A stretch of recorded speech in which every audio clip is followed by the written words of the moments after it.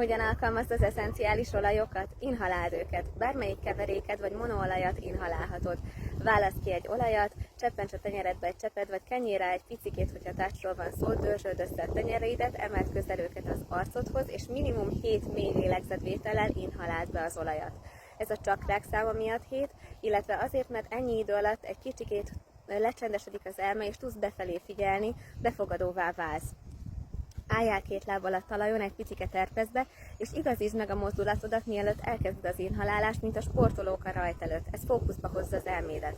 Ha van rá lehetőséged, végezd a természetben, és hogyha az időjárás engedi, mezítláb az inhalálást, ez fokozza a hatást.